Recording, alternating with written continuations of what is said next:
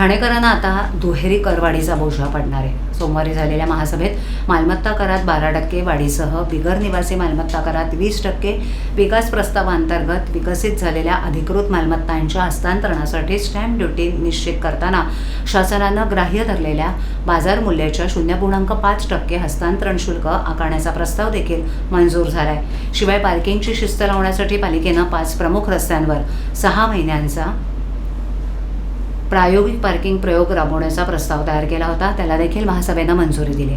ठाणेकरांवर तब्बल 10 वर्षांनंतर करवाढीचा बोजा पडणार आहे. सोमवारी झालेल्या महासभेत मालमत्ता करवाढीचा प्रस्ताव मंजुरीसाठी पटलावर आला होता.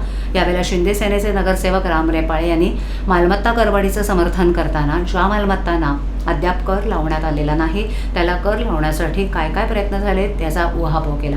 प्रत्येक प्रभाग समिती अंतर्गत ज्या मालमत्तांना कर लावले गेले नाहीत त्यांच्यासाठी कॅम्प लावण्यात यावेत. यासाठी वारंवार नगरसेवकांनी पाठपुरावा करून देखील कर लावण्यात आला नसल्याचं त्यांनी सांगितलं. पालिकेचा महसूल वाढला तर विकास कामं करता येतील असंही त्यांनी स्पष्ट केलं. त्यामुळे पुढील आठवड्यापासून यासाठी प्रयत्न झाले पाहिजेत असंही त्यांनी स्पष्ट केलं. त्यांच्या व्यतिरिक्त इतर नगरसेवकांनीही देखील या करवाढीला कोणत्याही स्वरूपाचा विरोध केला नाही.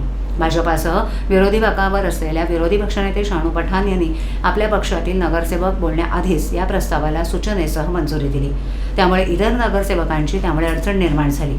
अखेर मालमत्ता करवाढीसह मालमत्ता हस्तांतरण शुल्कातील वाढ करण्याचा प्रस्ताव मंजूर करण्यात आला. प्रायोगिक तत्वावर पातलीपाडा जंक्शन ते लोडाज एन्क्लेव्ह TCS निसर्ग तपोवन ते ऋतू इस्टेट, वाघवेळ जंक्शन ते भूमी एकर ब्रह्मांड फेज 8, ब्रह्मांड पातलीपाडा लिंक रोड आणि मेपल ते फॉरेस्ट एव्हेन्यू या रस्त्यांवर पार्किंग धोरण राबवण्याचं प्रस्तावित करण्यात आलं असून त्याला देखील महासभेनं मंजुरी दिली आहे. या रस्त्यांवर सुमारे 1800 पार्किंग लॉट उभारण्याचं नियोजन आहे. त्यात दुचाकींसाठी 465, 3 चाकींसाठी 100, कारसाठी 1115 आणि बस ट्रकसारख्या अवजड वाहनांसाठी 83 लॉट प्रस्तावित आहेत.